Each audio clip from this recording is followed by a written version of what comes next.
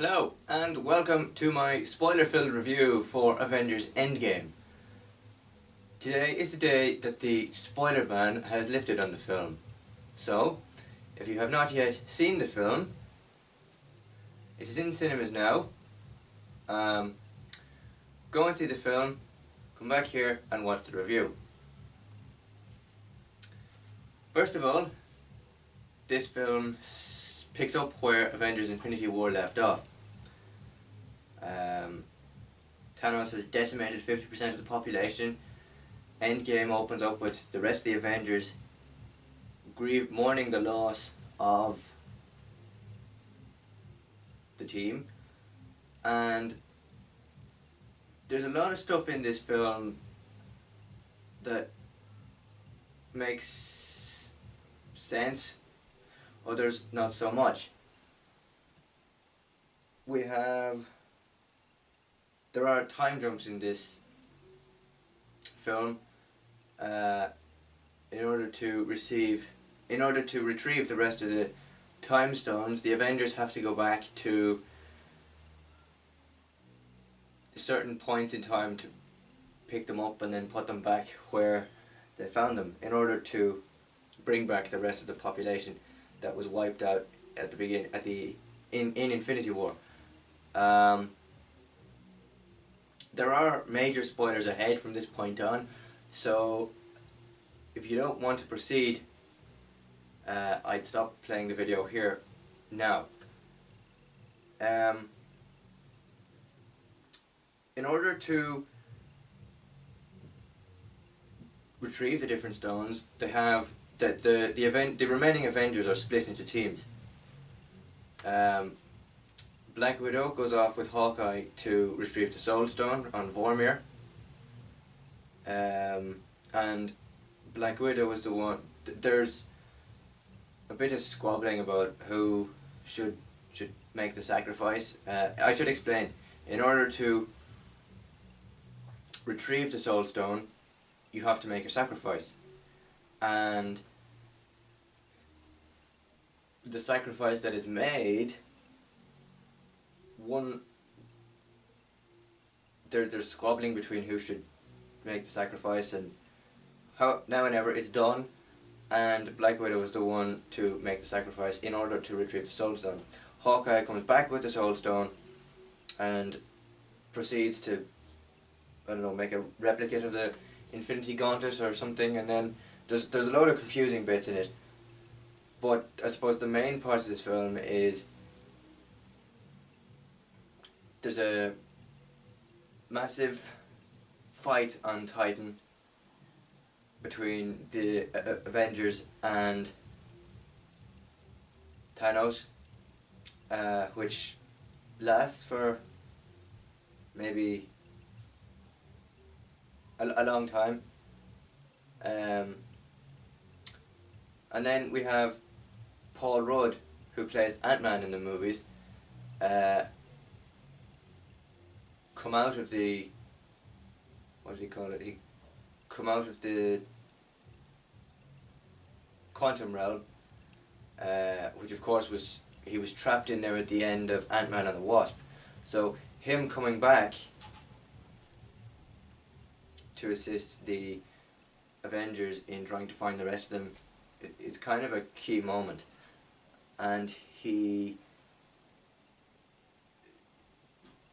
Avengers in the HQ discuss how to get them back, and one of the ideas they come up with is the use of time travel. So one of the Avengers comes up with the use of time travel, and how time travel could be used to pull the rest of them back in to normal reality. This is used to quite an effect, and it works in the end, although it doesn't bring all of them back. It brings the majority of the Avengers back, but not all of them. And this plays a significant kind of role throughout the film. Hawkeye, meanwhile, is now gone into Ronin mode, and I think Ronin was one of the characters in the Marvel comic books. At the beginning, we saw Hawkeye kind of teach his daughter how to use the arrows from Hawkeye's bow, and then that was it. His family was wiped from existence. Later on in the film, they make a replica of the Infinity Gauntlet, and they need the strongest Avenger to wield the gauntlet because of how powerful it is, and Hulk decides to go first. So Hulk puts it on, clicks his fingers, and ends up breaking the gauntlet and burning the upper part of his arm. Which, in other words, fails, and something happens, but nothing happens. And there's like a big explosion, and oh, everybody's coming back. Oh, everybody's not coming back. So then come over to this fight on Titan, and we have Captain Marvel, we have Spider-Man, we have Black Panther, we have everyone on the other side of Wakanda who was in Infinity War is now on Titan to help defeat Thanos. And this is a success, with Iron Man making the ultimate sacrifice, and that being, he replicates his Iron Man glove into the Infinity Gauntlet, and then before he snaps his finger, there's a nice callback to the first Iron Man film, or is it the second one? I'm not sure. I think it's it's the end of the first Iron Man film. And he snaps it, before he snaps his fingers, he says, "I am Iron Man." Snaps his finger, Thanos is dead. All of Thanos' henchmen vaporize into thin air, and then there's a funeral for Tony Stark, and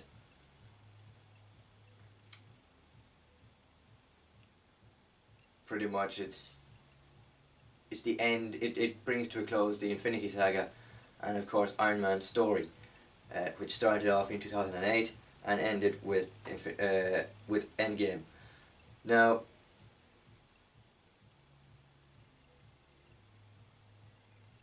there are loads of time jumps between 2012, 2014. I think 2016 was in there, when they had to receive all the Soul Stones and bring them back and restore them and bring everybody back then. But a lot of it, unless you watched all the Marvel movies in chronological order, or have kept up with the Marvel comic books, you'll have a better understanding to how the story plays out. Because there's all this back and forth time jumping, and then there's a version of Thor that is kind of almost depressed because of what happened in Infinity War, and the fact that when he went and got his head, when he went and hammered Thanos in the chest, it didn't quite go to plan.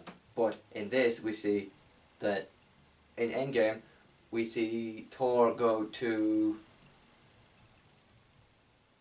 Titan and decapitate Thanos' head, and then it switches to 5 years later, where Natasha Romanoff is now head of the Avengers, and they come up with this big plan to rescue everybody. It doesn't quite go to plan. Avengers HQ explodes, and everybody's kind of under the rubble of that, and then realise, oh no, Thanos is here, so we have to fight him off and kill him, and then he dies, Iron Man dies, everybody's saved, and the world is fine again.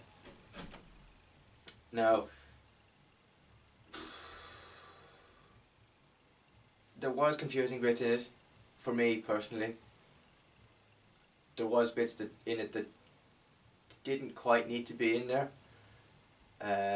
but were played for comic effect. Like, at the time, they had a fortnight event going on in the game for the upcoming release of this film. And when we first meet Thor, he's not himself, basically. He's living alone with Korg or whatever, Ragnarok characters, and they're playing Fortnite. Now, coincidentally, the game that they're playing, Fortnite, is actually running the Avengers event in Fortnite. Unless that was used as some sort of marketing quip for the game, it didn't need to be in there. I know it was played for comic effect, but they could have done without it. Other than that, there was a few other ones. I think the fact that Thor is now this drunken superhero, and him dealing with the effects of Infinity War and not being able to kill Thanos straight off, and the fact that Thanos kills Loki, was played very well, although it kind of, there was times in the movie where it kind of felt that it dragged on a little bit and could have done something to, I don't know, change it up a little bit. This movie kind of ties in all of the Avengers individual stories. We have, excuse me, we have Captain America going back to live a life with Peggy. We have Iron Man going back and visiting his father in 1970s America. We have a nice cameo from Stan Lee in the same time zone that Iron Man goes back and visits Howard Stark. We have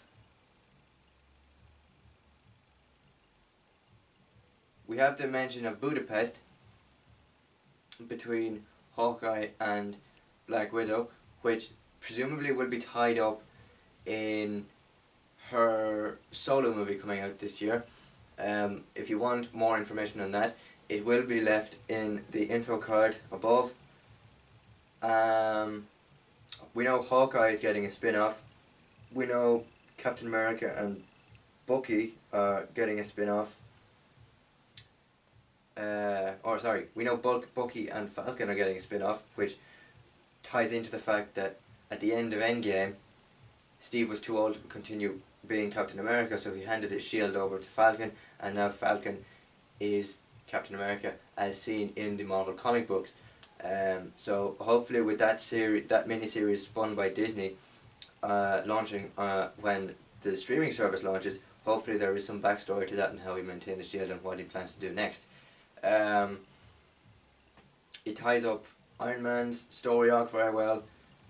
We knew, I knew kind of months ago that the reason Hulk didn't want Hulk out in Infinity War or Ragnarok was because he was on a 3-story arc that ended with Endgame. So it started with Hulk's story arc started with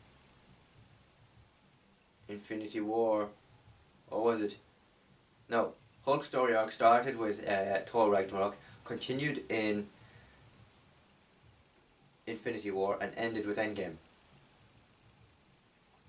Whether it is uncertain at this point whether Hulk will be getting his own spin-off series to explore how that thing kind of, his whole backstory to what happened to him in Infinity War wraps up, because I was watching Endgame and I also watched Infinity War after that, before that, and the whole reason behind why Hulk didn't want to Hulk out in this was kind of another confusing plot point for me, and I hope he gets his own series to kind of flesh out the reason why and how it explains it, because at the moment all I know is it was a 3-story arc, but I know nothing else about it. So hopefully if Hulk gets his own series, it will explore that issue a little more. It wraps up, I think, maybe Vision's storyline and Scarlet Witch's storyline in a way, because we know that at some point in the future they will be getting their own series on Disney Plus when it launches. So hopefully the stories in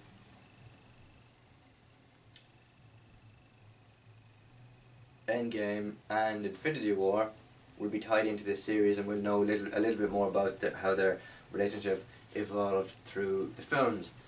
Not every miniseries that Disney Plus creates has to explain these things, but it would be nice to kind of have a little bit more meaning behind them. And of course, I think it wraps up